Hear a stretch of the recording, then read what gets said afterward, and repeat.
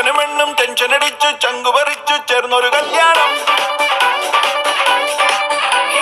ചങ്കു കൊടുക്കും ചൻസുകളെല്ലാം മാർപ്പ് വിളിച്ച് കൂടണ കല്യാണം.